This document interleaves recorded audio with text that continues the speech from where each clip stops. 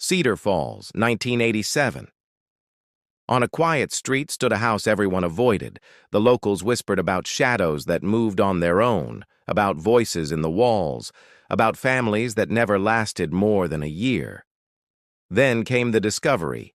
A diary hidden in the drywall, its pages written by a 15-year-old boy named Samuel Whitmore. His words revealed something horrifying, an ancient curse that twisted fathers into something inhuman when their sons came of age. The entries spoke of dead birds arranged with ritual precision, of reflections that smiled when the man himself did not, of whispers in an old language no one alive should know. What started as a boy's private confessions soon became evidence of a darkness stretching back centuries. A hunger passed from father to son, and in that cursed house, the hunger was waiting to wake again. Before we dive into this chilling tale, a quick favor. If you're into haunting mysteries and cursed legacies, hit that like button. Subscribe so you don't miss the next chapter, and share this video with a friend who loves a good scare. Trust me, you'll want someone to talk to after this one. Cedar Falls was the kind of town where everyone knew everyone, where the sidewalks cracked in familiar patterns, and where rumors lingered longer than the fog that rolled in from the river each dawn. Among its quiet streets, Sycamore stood apart, lined with aging maples whose branches reached across like skeletal arms. Midway down the block rested a house so avoided that even children refused to play near its overgrown lawn.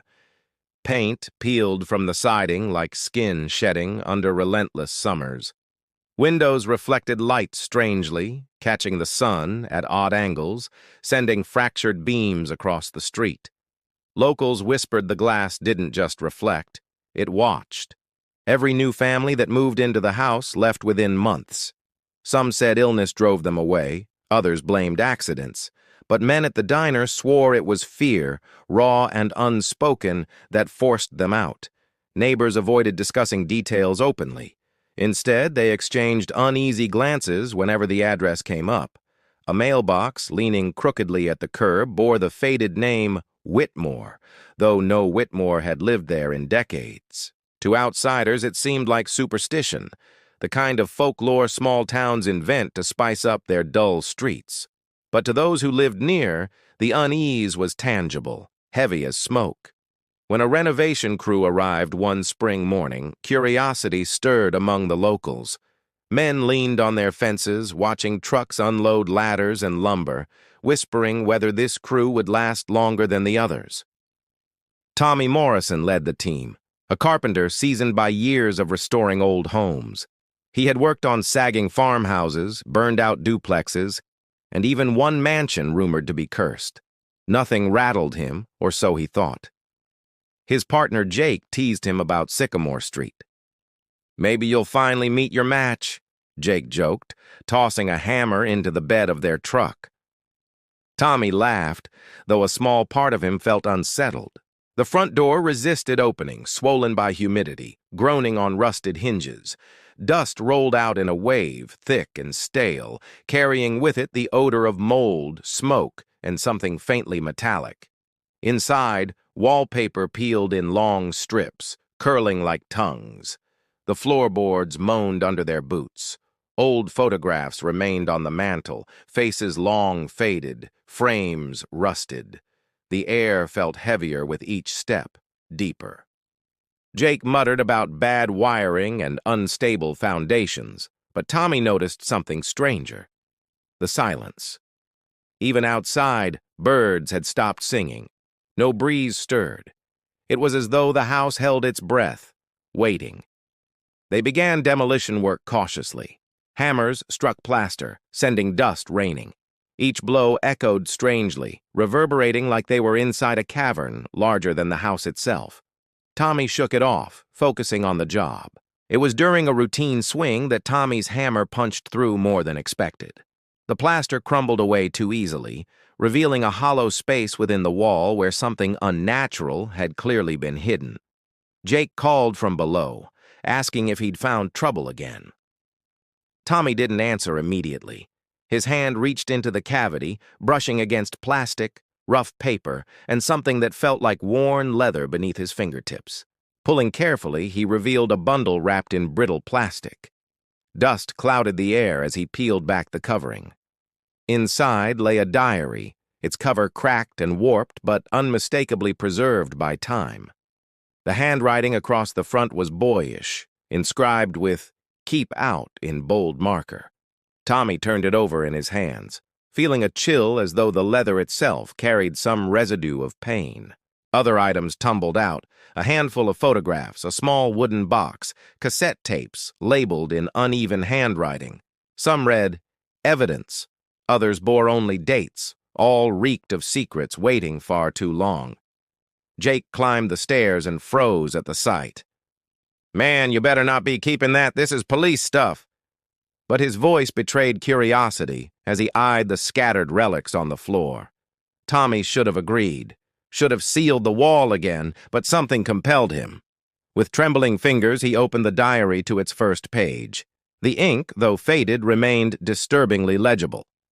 March 15th, 1987.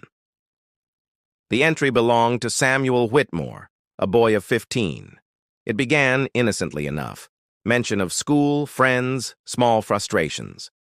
But even in those first lines, unease seeped between his words.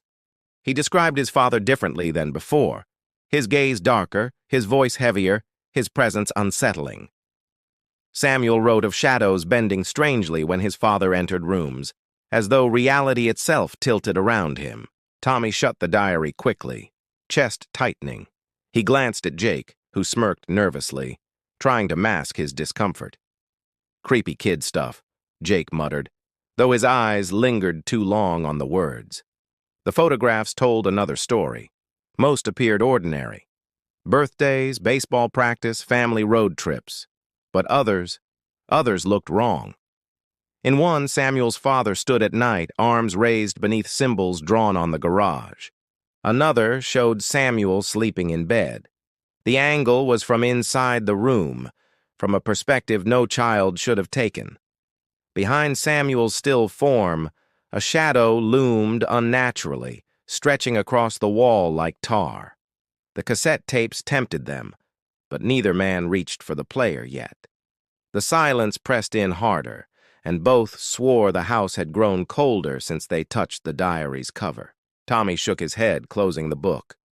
"We should call someone," he whispered, his voice low despite the empty house. Jake only nodded, his earlier bravado gone, replaced by the same nervous dread. But leaving wasn't so easy.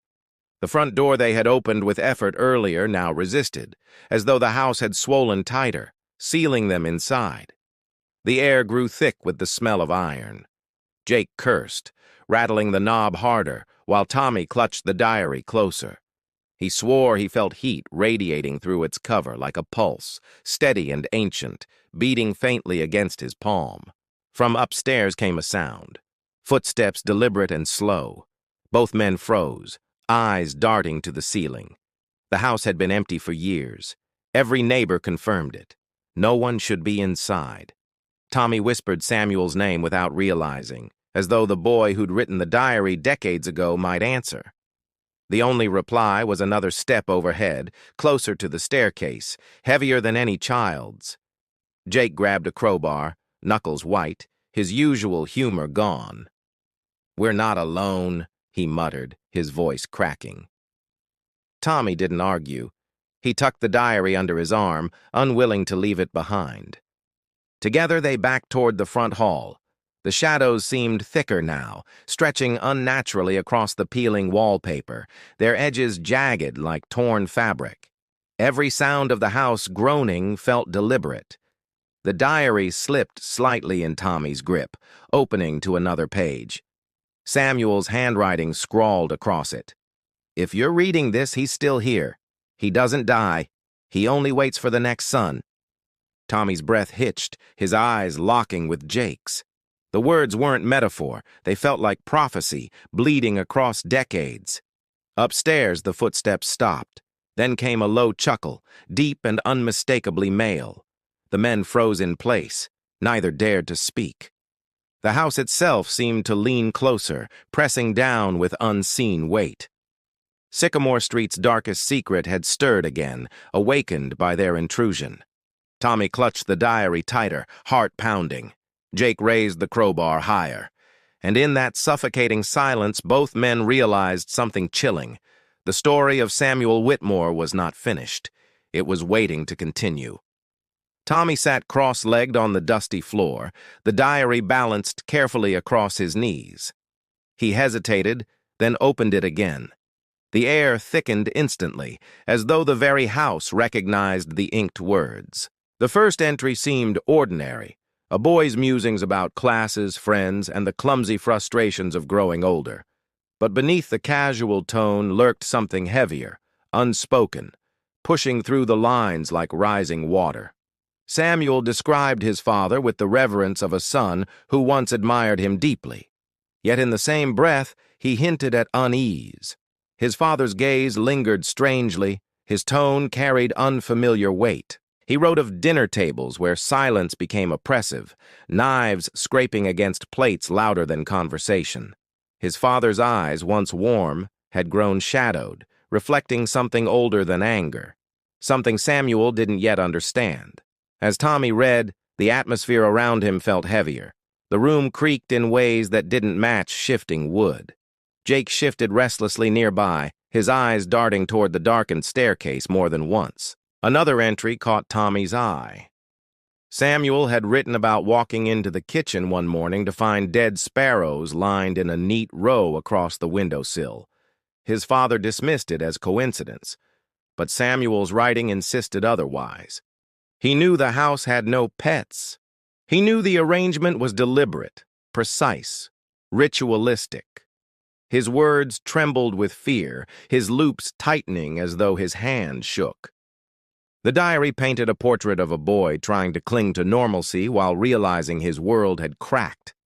Baseball practice mixed with mentions of whispers through bedroom doors and shadows bending wrong. One entry described his father standing in the backyard long after midnight, arms raised to the sky. Samuel watched secretly, describing ash symbols painted on the garage door glowing faintly in moonlight. Tommy's throat tightened as he read. The imagery pressed against his imagination too vividly, as if Samuel's descriptions carried weight beyond ink. Jake leaned over, reading silently, his lips tightening into a grim line. Samuel confessed he feared sleeping. He described footsteps outside his bedroom door, whispers in languages unfamiliar, voices layered, always male, blending into something that made him feel hunted even in his own house. Tommy turned the page and found an entry written shakily, letters smudged. Samuel claimed his father had entered his room one night, sitting on the bed's edge, placing a hand firmly against his ankle. The boy recorded the words exactly. "You're no longer just my son. You're my continuation. The blood has marked you." Samuel pulled away, but his father only smiled, a smile that wasn't his own. Tommy shivered, the diary nearly slipping from his grasp. Jake whispered, "This is insane." But neither man moved away. Instead, they leaned closer, compelled by a story too dreadful to leave unfinished. Another entry revealed Samuel's discovery of a hidden room. He described stumbling upon a door in the basement, bricked over crudely, symbols etched faintly in the mortar. His father warned him never to approach. Samuel, defiant, listened at night. He claimed to hear voices beyond the wall, dozens, maybe hundreds, chanting in unison. His father would descend those stairs at dusk, returning hours later with eyes darker than coal. The diary's handwriting grew more erratic as the days passed. Sentences splintered, words scrawled at angles. Tommy recognized desperation. The way Samuel's fear turned into a frantic attempt to warn anyone who might read. One chilling entry described reflections. Samuel insisted his father's reflections sometimes lagged a second behind. Once, he swore the reflection grinned when his father's face remained blank. He wrote he could no longer trust mirrors. Tommy felt the room cool further as he whispered those lines aloud. Jake muttered a curse under his breath. The walls seemed to hum faintly, vibrating with something unseen but undeniably present. Samuel wrote about his father locking himself in the study, speaking in Romanian, a language Samuel didn't understand. He pressed his ear to the door, catching fragments that sounded older than the country itself. The boy described his father sketching family trees, marking red circles connecting fathers and sons through centuries. Each name ended abruptly, notes scribbled about curses, transformations, and inheritances passed down like heirlooms of horror. Another page trembled with panic. Samuel claimed he found photographs inside his father's desk, images of other boys from other decades, all resembling him. Some were sepia-toned, others Polaroids, but each marked with strange runes. Jake exhaled sharply, looking around the room as though expecting the boys from the photographs to step from the walls. Tommy clenched the diary harder, refusing to stop reading despite his growing unease. One entry stood apart, written with unusual clarity. Samuel described his father confronting him directly, declaring, "The blood calls, and you will understand your purpose soon." He ended the entry with one word: run. The next pages were stained, as though tears or water had blurred the ink. Samuel's voice through the writing shifted, less fearful child, more determined witness, desperate to leave behind a record before the end. He described symbols drawn beneath his bed, etched with ash or soot. He wrote of waking to find his father standing in his room, whispering promises in multiple voices that bled together. Tommy's skin prickled. He swore he heard faint whispers echoing now, though Jake insisted it was the wind. Yet no draft moved, and the windows remained tightly shut beneath decades of grime. Samuel's entries darkened further. He suspected his father was no longer human. He described shadows acting independently, teeth glimpsed in reflections that didn't match reality, and sudden drops in temperature whenever his father drew near. The diary recorded that Samuel's father left gifts outside his door, old coins, wilted flowers, and strange animal bones. He begged whoever found the diary to recognize these as warnings, signs of the curse. By this point, Samuel's handwriting was almost unreadable, looping and jagged. He scribbled prayers alongside curses, calling upon God, ancestors, anyone who might listen. Yet beneath each line lay resignation that no one would. Tommy paused, sweat dripping despite the chill. Jake looked ready to leave, but he lingered, rooted by something heavier than fear. Both men sensed abandoning the diary now would mean more danger later. Samuel's final legible entries described his mother leaving, claiming she sought help. His father grew stronger, stranger, his presence unbearable. Samuel wrote he barricaded his door nightly, though he doubted wood would hold him. The last complete entry ended abruptly. Samuel scrawled, "If anyone finds this, know I tried, know I fought. Don't trust the shadows, don't believe the smiles. The blood remembers, it always remembers." Tommy's hands trembled as he closed the book. The silence in the room now felt alive, pressing on their chests. Jake whispered, "That boy didn't survive, did he?" Neither man wanted to answer. The diary, however, wasn't finished.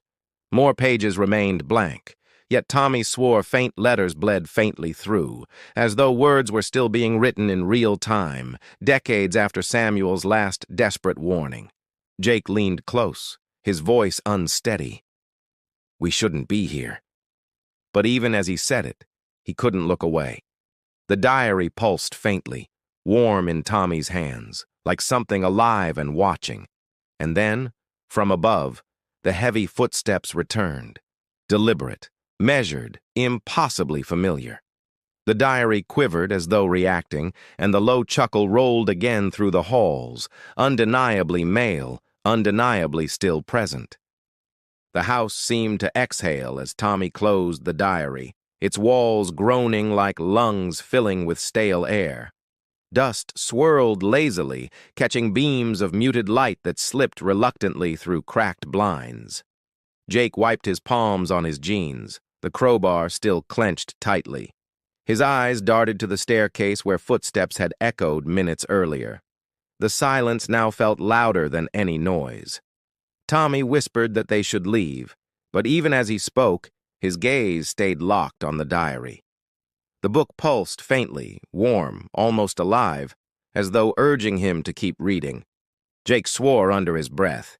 He hated how the words written decades ago seemed to bend the present.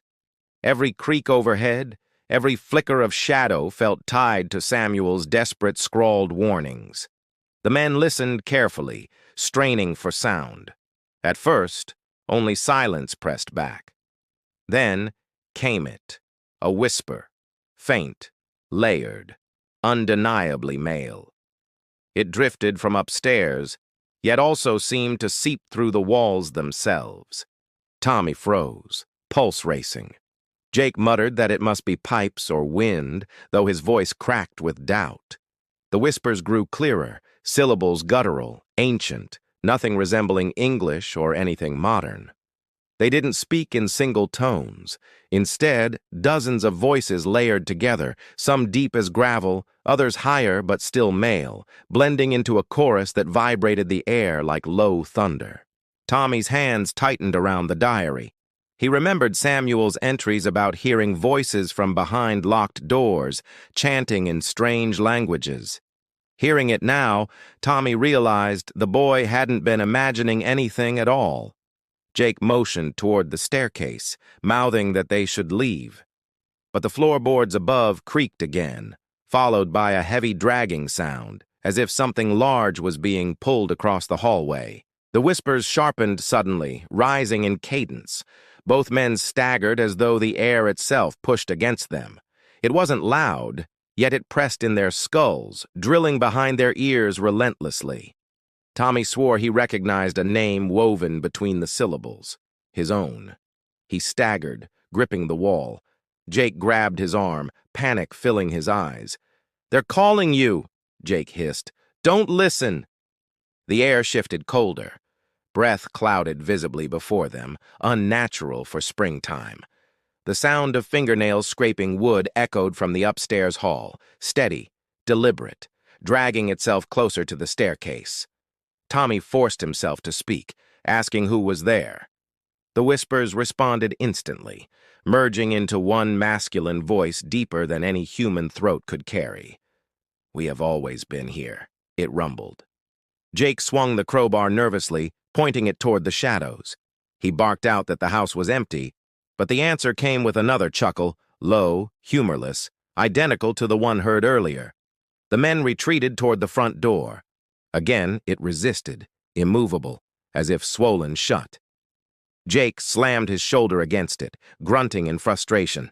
The wood groaned but refused to yield an inch. Behind them, the staircase groaned as though bearing weight.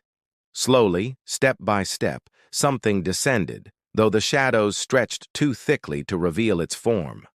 The whispers echoed louder with every creak. Tommy clutched the diary tighter, flipping it open without meaning to. Words appeared fresh, ink bleeding across the page.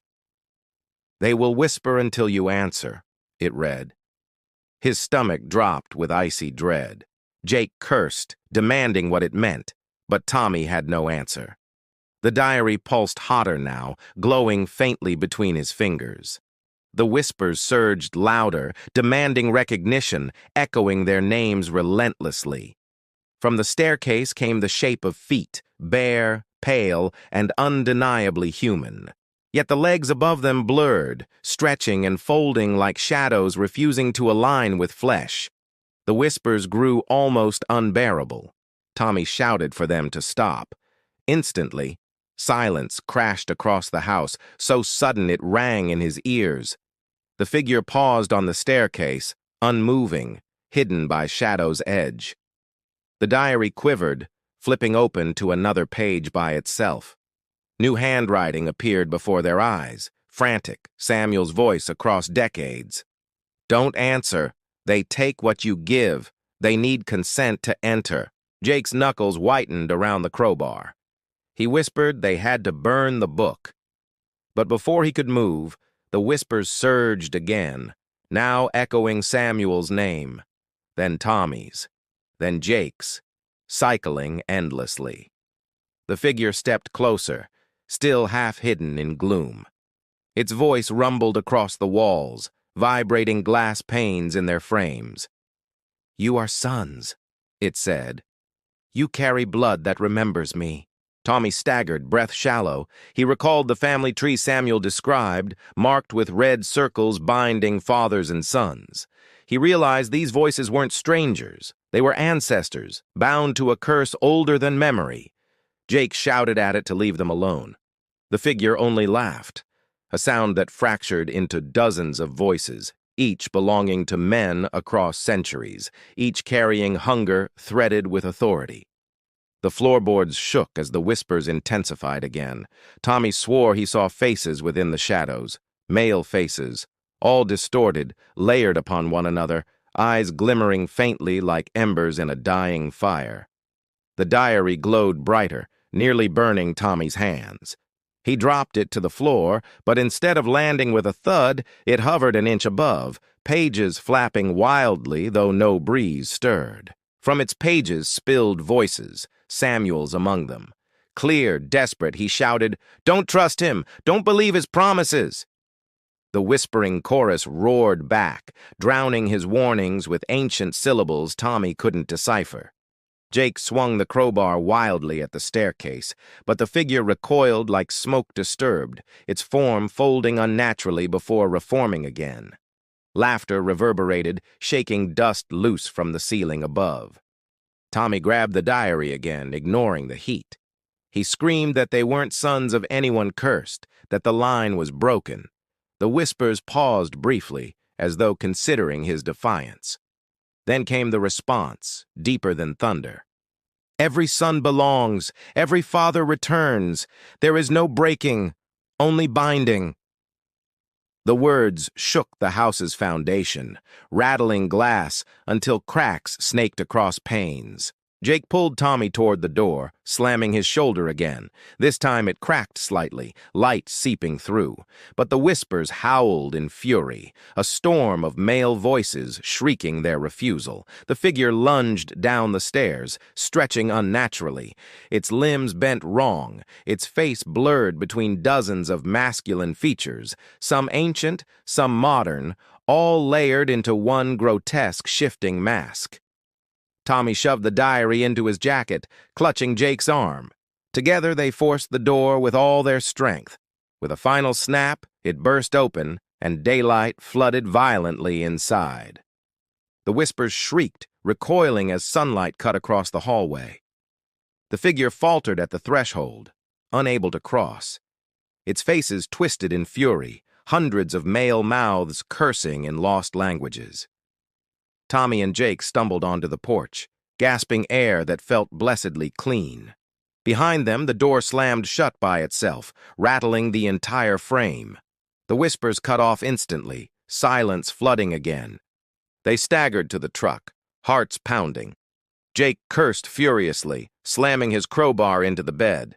Tommy pulled the diary out, its cover now cold, the pulsing gone, though the ink still bled faintly. Both men stared at the house, its windows reflecting nothing but blank light. Yet each swore they saw faint male silhouettes lingering just beyond the glass, whispering still, waiting for the night. Tommy shut the diary, whispering to himself that Samuel's voice had saved them. Jake shook his head, saying nothing. Both men knew the whispers weren't finished. They had only begun to listen. The diary felt heavier in Tommy's hands, as though the leather itself absorbed centuries of despair. He sat against the truck, sunlight washing over him. But the weight of ancestral shadows pressed harder. Jake paced restlessly, crowbar swinging at nothing. He muttered that curses were stories told to scare children, yet his voice betrayed cracks of disbelief. The house on Sycamore Street had changed him. Tommy opened the diary again, scanning for answers. Samuel's entries ended abruptly, yet tucked inside the back cover he found folded pages, brittle, handwritten in ink darker than the rest. Older, unfamiliar. The pages bore names stretching back centuries. Fathers linked to sons, each name marked by strange symbols. Romania appeared again and again, towns along the Carpathians noted beside dates like scars on history. Jake leaned over, reading aloud clumsily. Each name belonged to a man, each connected by bloodline. The line never broke, never faltered. Generations were chained like links of iron hammered in ritual fire. Samuel had annotated some names. He circled dates where disappearances were recorded. Boys vanishing at 15, men replaced by fathers with eyes suddenly altered. Jake's jaw clenched. The pattern was undeniable, relentless, suffocating. Tommy traced the ink with his finger, whispering each name softly. The names felt alive, vibrating faintly, as if centuries of men long buried still echoed whenever their lineage was spoken aloud. The diary mentioned a village near Brasov where the curse began. Locals whispered of a chieftain who bargained with shadows for strength in battle, pledging his sons and their sons to eternal servitude. The bargain granted victory, but the price stretched across generations. Fathers carried whispers within them until sons reached manhood when shadows demanded passage. The cycle repeated endlessly, binding each male descendant to darkness. Tommy muttered that this explained the faces in the shadows, hundreds of men bound by blood, caught between life and whatever realm awaited. Jake spat angrily, declaring no man deserved such inheritance. Yet Samuel had written with certainty that there was no escape. The blood chose. Fathers marked sons at 15, sealing the continuation. Refusal only meant torment, haunting both boy and man forever. Tommy closed his eyes, imagining centuries of boys like Samuel, trapped beneath fathers transformed into vessels. He thought of laughter silenced, futures stolen, lives consumed in rituals no one alive remembered clearly. The folded pages described the ritual chamber, symbols drawn in ash, bones laid in circles, blood spilled from both father and son to seal the passage. Each detail reeked of anguish repeated endlessly. Jake kicked at the dirt, muttering that if this was true, then men carried chains stronger than iron. He stared at his hands, wondering if his own blood carried anything forgotten. Tommy shook his head, insisting curses could be broken. Yet his voice lacked conviction. Samuel's warnings suggested otherwise. Every attempt to resist had ended in deeper torment, bloodlines continuing despite desperate defiance. One annotation described a man named Dacian who fled into the mountains.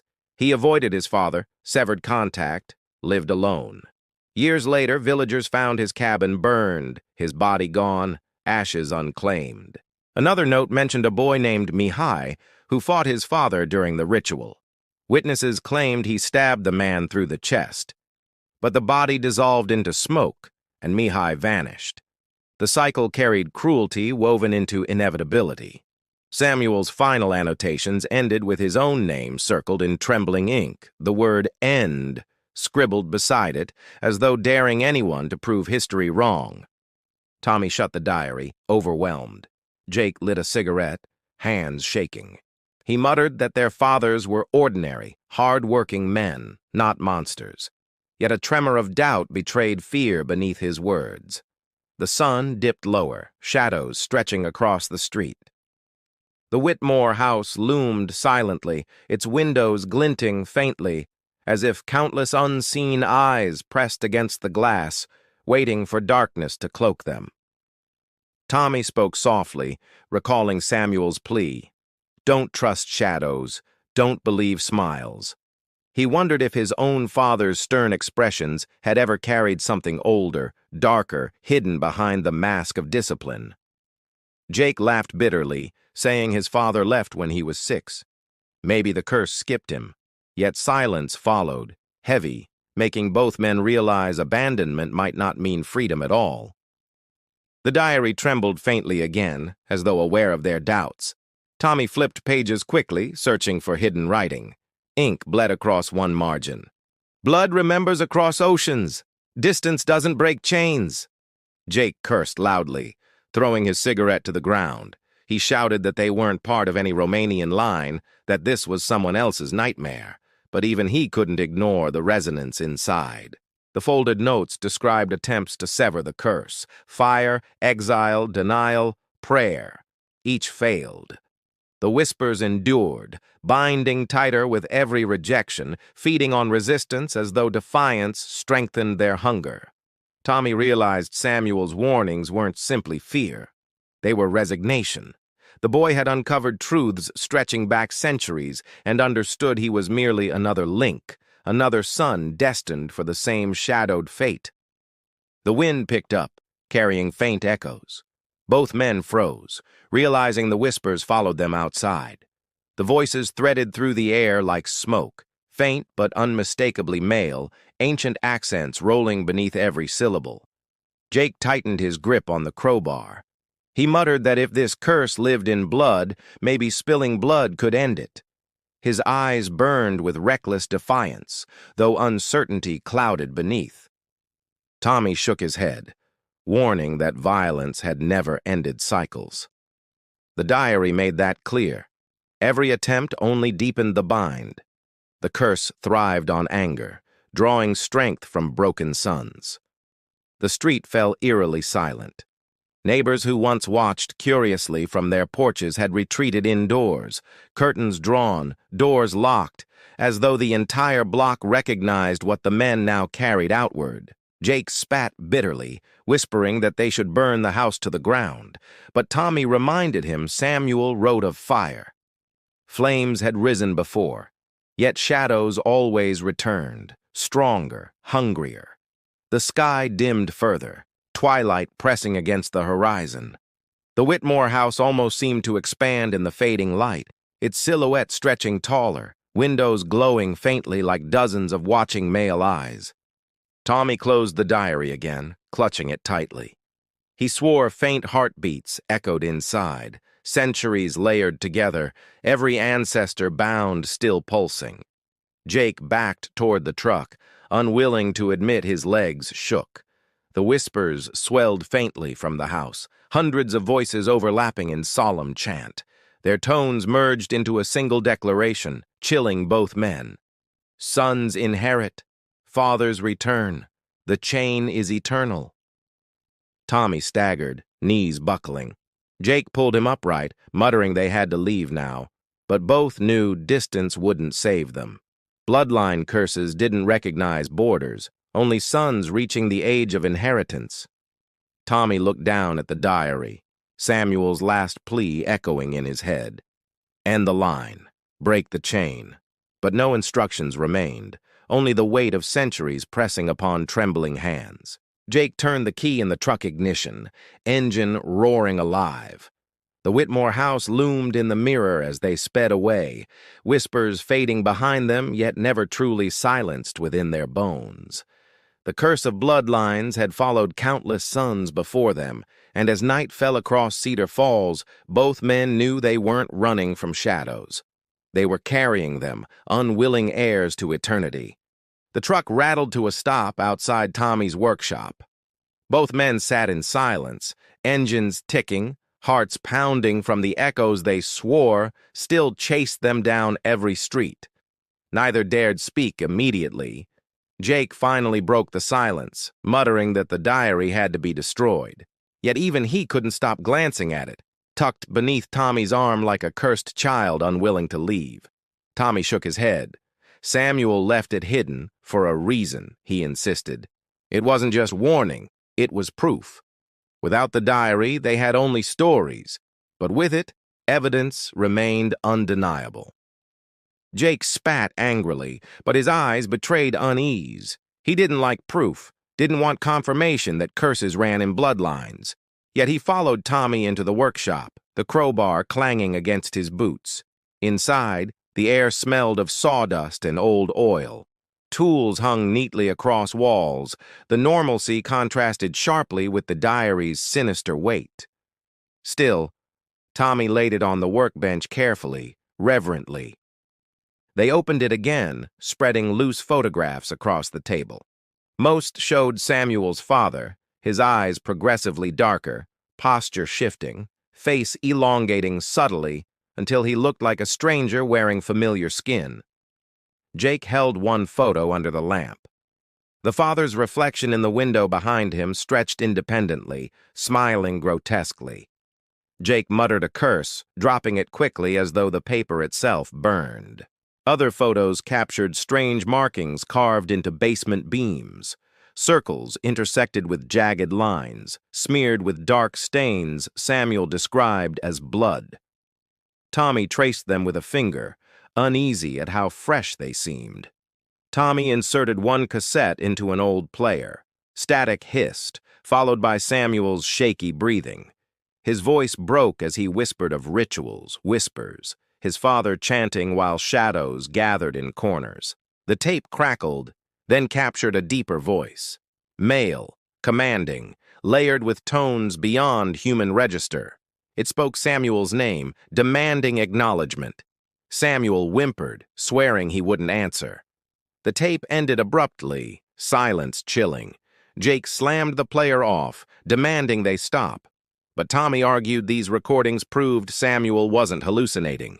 His fear had shape, his terror preserved on magnetic tape. It was evidence of the impossible. Another cassette carried sounds of dragging chains, men chanting in unison, voices blending into rhythms older than language. Jake's jaw tightened. He couldn't deny what he heard. The curse was recorded, undeniable. Tommy rifled through the wooden box found in the wall. Inside lay bones, too small for animals yet too large for birds. Some bore carvings, symbols etched with deliberate precision, grooves darkened with age. Jake recoiled, demanding to throw it away. But Tommy insisted it remained crucial. These were offerings, he said, tokens of a ritual stretching back centuries. Samuel left them as proof for future sons. Beneath the bones lay rusted coins, each stamped with symbols not belonging to any known mint. Their surfaces shimmered faintly under light, as though they carried traces of fires that once forged them. Jake muttered that they were cursed currency, payment to shadows. He didn't want them near, but Tommy studied each coin, convinced they tied Samuel's family to distant lands where whispers first began. The workshop lights flickered. Both men froze. The cassette player switched on by itself, static hissing, though no tape spun. From the speakers came whispers, layered, masculine, repeating their names slowly, deliberately. Jake lunged forward, ripping the cord from the wall. The static died instantly, but the silence felt thicker, more hostile. Tommy whispered that the curse wasn't bound to tapes, it lived in the blood.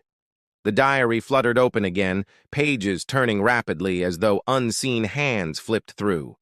Ink bled across margins. New words appeared. Walls remember. Evidence remains. Sons must see. Tommy staggered backward, breath caught. Jake cursed loudly, shouting they had to burn everything now. But Tommy hesitated, insisting Samuel wanted them to witness. Destroying it wouldn't end the curse. Understanding might. Jake punched the workbench in frustration. They gathered the photographs again. One revealed something new. Hidden among shadows was a figure standing behind Samuel's father. Male, tall, cloaked in darkness, his face blurred but eyes glowing faintly white. Tommy swore the figure appeared in multiple photographs, always behind, always near the father. Sometimes its hand rested faintly on his shoulder, guiding, claiming, binding him to something unseen. Jake muttered it was possession. The bones in the box rattled suddenly, shifting without touch. Both men froze. One rolled to the edge, falling with a clink onto the floor. Dust rose as if disturbed by invisible breath. Jake grabbed the box, intending to hurl it outside. But the lid slammed shut on its own, his fingers narrowly escaping. His curses filled the workshop, his defiance barely masking raw fear. Tommy returned to the diary, desperate for more answers. One note described how Samuel had recorded everything to ensure future sons could not deny what stalked them. His words bled with desperation and duty. Samuel's writing begged whoever found the evidence to use it not for destruction, but preparation. "Know the enemy," he wrote. "Only by seeing will you resist. Denial feeds him more than belief." Jake shouted that knowledge hadn't saved Samuel, yet Tommy countered. Samuel's records had survived, smuggled through decades, found by them now. Perhaps that endurance meant something. Perhaps Samuel believed one day someone might succeed. The whispers returned, faint but insistent, curling from the corners of the workshop. They repeated family names from the diary, each syllable rolling like thunder, carrying accents from lands neither man had ever visited. The photographs curled at their edges as though exposed to heat. The cassette player clicked, spinning through unplugged, voices chanting again. The wooden box rattled on the workbench, symbols glowing faintly red. Jake slammed the crowbar down, shattering one photograph. The glass splintered across the floor, shards catching light. For a heartbeat, the whispers fell silent, retreating like smoke. Then, slowly, they returned, stronger than before. Tommy whispered that violence only provoked them. Evidence wasn't meant to be destroyed. It was meant to reveal. Jake snarled that revelation meant nothing if they ended like Samuel, devoured by shadows disguised as fathers. The workshop door creaked open, though locked. Cold air poured in, carrying faint murmurs. Shadows lengthened unnaturally across the floor, forming shapes of countless men standing shoulder to shoulder, their voices layered in unity. Tommy held the diary high, pages glowing faintly. He shouted Samuel's words back at them. "I see you! I know you!" For a fleeting moment, the shadows recoiled, their whispers fractured, disrupted. Jake pulled Tommy outside, slamming the door. They staggered into the night, breath steaming in the cold air. The workshop lights flickered violently before dying completely, leaving the building swallowed in black. From inside, whispers still echoed, muffled but clear. They weren't trapped by walls. Evidence lived, proof endured. The curse ensured its existence could never be erased, only inherited, carried by sons unwilling or not. Tommy clutched the diary to his chest. Jake's voice cracked as he admitted the truth. Samuel had succeeded in proving everything. The question that remained was terrifying. What were they supposed to do next? Night pressed hard against Cedar Falls as Tommy and Jake retreated from the workshop. The diary clenched tight. The silence outside felt unnatural, not peaceful but heavy, as though every shadow leaned closer. Jake lit another cigarette, his hands trembling.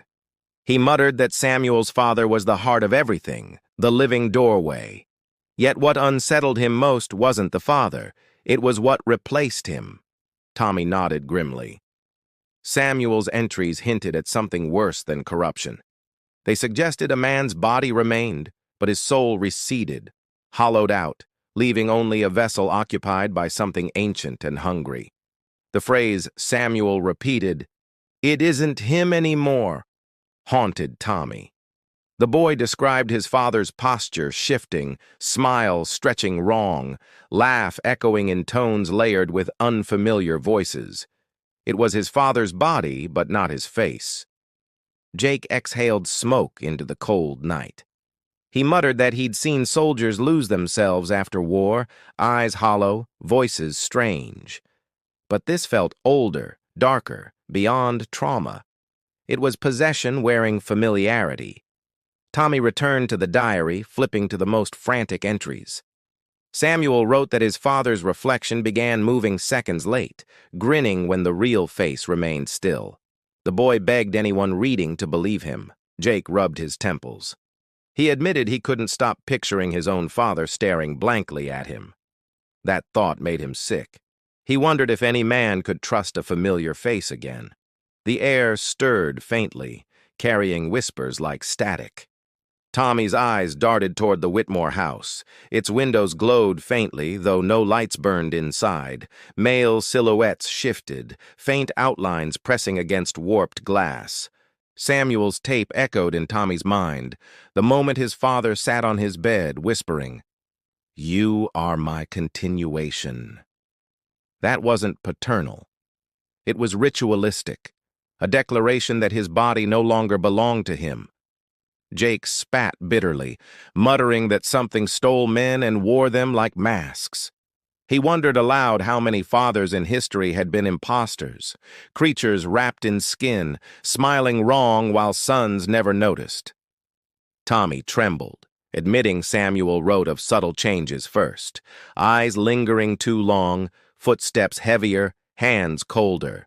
Then came bigger ones, laughs splitting into multiple voices, whispers continuing after lips had stopped moving entirely. The diary described nights when Samuel locked his door, but the thing wearing his father's face simply appeared inside anyway, grinning in the corner until Samuel screamed. Locks meant nothing to shadows. Jake muttered that this wasn't haunting. It was parasitic inheritance. Something ancient slid into men when sons reached manhood, ensuring the cycle never broke. The father vanished, yet his body lingered, a marionette for hunger. Tommy read aloud Samuel's line. He smiles, but it isn't him. He eats, but I hear others chewing. He speaks, but his mouth is crowded. Both men shivered, picturing that monstrous duality. The truck groaned in the distance as wind rattled loose siding on nearby homes. No one else stirred. Cedar Falls seemed deserted, as though men indoors sensed something wrong and dared not investigate. Tommy flipped another page. Samuel claimed the thing tested him, standing too close, asking questions in tones layered with other voices, waiting for a response that bound him. The boy resisted, but his fear betrayed him.